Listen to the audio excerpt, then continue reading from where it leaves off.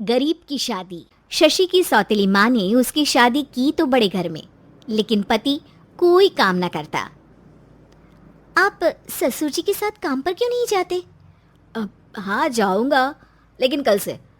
आज जरा मैं दोस्तों के साथ घूमने जा रहा हूँ। शशि के 2 बच्चे होते हैं, लेकिन रमेश का हाल वैसा का वैसा ही रहता है। एक दिन, सुनिए ना, बच्चा रो रहा है, इसके दूध के लिए पैसे नहीं है। अरे तो पिताजी से ले लो ना। क्यों? अगर आप में कमाने की क्षमता नहीं थी तो शादी क्यों की? तभी घर आई बड़ी ननद बोल पड़ती है।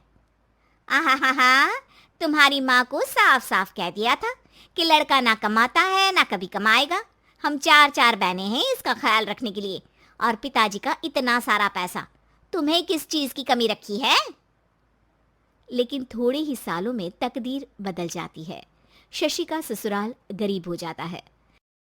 सब बिकने के बाद शशि अपने पति, बच्चे और सास के साथ किराए के मकान में आ जाती है। मैं कोई नौकरी करना चाहती हूँ दीदी। अरे इतने बड़े घर की बहू थी शशि, तुम नौकरी करोगी? नहीं नहीं नहीं नहीं। नहीं करूंगी तो घर कैसे चलेगा? बच्चों को भी तो पालना है ना। तभी शशि का भाई आ जाता है। शशि, ये ले राशन का सामान, किसी भी तरह की कोई भी जरूरत हो तो बताना। भाई, अब मैं नौकरी करूंगी। देख बहन, वैसे तो मैं तेरे साथ हूं, लेकिन हाँ, मैं ये भी चाहता हूं कि तू अपने पैरों पर खड़ी हो जा। शशि को एक प्ले स्कूल में छोटे बच्चों को संभालने की नौकरी मिल जाती है। एक दिन, शशि, मेरे स्कूल को अब तुम संभाल लो, मैं कुछ दिनों के लिए अपने बेटे के पास जा रही हूँ। लेकिन प्ले स्कूल अकेले मैंने कभी नहीं संभाला है। अब ये सब मैं नहीं जानती, इतने महीनों में तूने जो देखा बस पूरे आत्मविश्वास के साथ उसे करना। शशि नीलम के जाने के बाद पूरे 1 महीने उसका स्कूल अकेले संभालती है, और फिर एक दिन आता है जब वो अपना खुद का स्कूल भी खोल लेती है। वाह शशि, तुमने आज मेरा सर गर्व से ऊंचा कर दिया। तुम्हारा यही आत्मविश्वास तुम्हें बहुत आगे ले जाएगा। नीलम, बहुत आगे जाने की चाह नहीं है, बस ये छोटा सा स्कूल मेरे बच्चों की अच्छी शिक्षा में मेरी मदद करे, यही मैं चाहती हूँ। शशि थोड़े थोड़े पैसों से ही अपना परिवार पाल रही थी। एक दिन उसके घर उसकी बड़ी ननद आती है। अरे भाभी, घर में कूलर तो लगा लेती, मेरी माँ को कैसे पंखे में लिटा रखा है? अरे तो शशि कौन सा एसी लगा कर सो रही है, वो भी तो यहीं रहती है ना मेरे पास। ज्यादा यहाँ आकर मेरी बहू को परेशान ना किया करो। हाँ, मुझे भी शौक नहीं है इस छोटे से घर में आने का। मैं तो बस ये बोलने आई थी कि मेरे बेटे की शादी है तो ननिहाल का जो नेग होता है वो ले आना। हाँ, जितना बनेगा कर देंगे, और ना हुआ ना तो वो भी नहीं करेंगे। तभी शशि बोल पड़ती है। अरे नहीं माँ जी, रीटा घर की बेटी है, उसके ससुराल वाले उससे शादी पर पूछेंगे कि मायके से क्या मिला। रीटा, तुम मुझे सामान की लिस्ट भेज देना, मैं पूरी कोशिश करूंगी कि तुम्हारी हर डिमांड को पूरा करें। अच्छा, मैं खाना लगाती हूँ। शशि ये बोलकर किचन में चली जाती है। धीरे धीरे कर शशि किसी न किसी तरह अपनी सारी ननदों की डिमांड भी पूरी करती, बच्चों की ख्वाहिशें भी, और उनकी पढ़ाई के लिए पैसे जोड़ती। एक दिन जब शशि का बेटा 12वीं पास करके आता है। माँ, अब तुझे काम करने की जरूरत नहीं है, मैं अब कोई ना कोई नौकरी करके पढ़ाई भी साथ कर लिया करूंगा। शशि को लगता है कि बेटा और आगे पढ़ाई करे, लेकिन वक्त की मार के कारण वो बेटे को काम के लिए हाँ कर देती है। अब बेटा एक बैंक में चपरासी बन जाता है।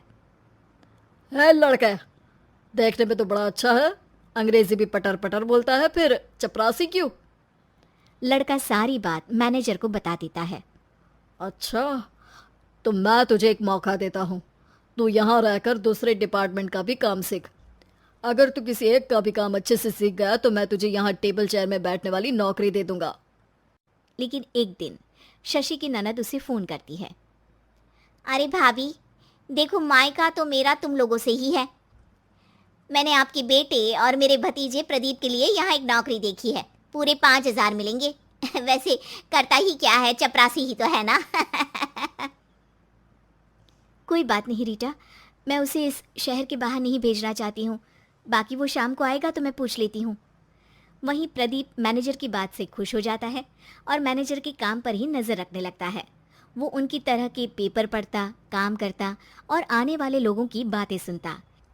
एक दिन बैंक में ऑडिट वाले आते हैं। ये गलत है, पूरी बैलेंस शीट नहीं मिल रही है, कहीं ना कहीं गड़बड़ है। ए मैनेजर, क्या करते हो? बैंक के पैसों का हिसाब सही नहीं है। मैनेजर के पसीने छूट जाते हैं। तभी प्रदीप वहां जाता है। अब क्या मैं ये बैलेंस शीट देख सकता हूँ?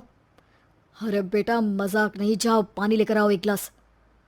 प्रदीप मैनेजर को पानी लाकर देता है और फिर ऑडिटर से कहता है, देखिए सर, मैं आपको बता सकता हूँ कि कैसे बैलेंस शीट को आप लोग गलत तरीके से जोड़ रहे हैं।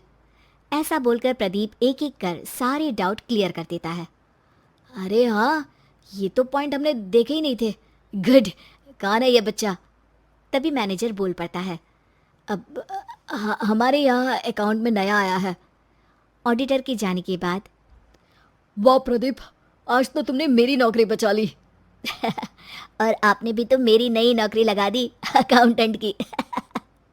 बस फिर क्या था, प्रदीप ने एक बार जो सफलता की सीढ़ी चढ़ी, बस चढ़ता ही चला जाता है।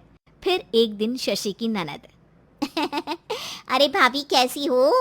घर को तो बड़ा ही सुंदर चमका रखा है।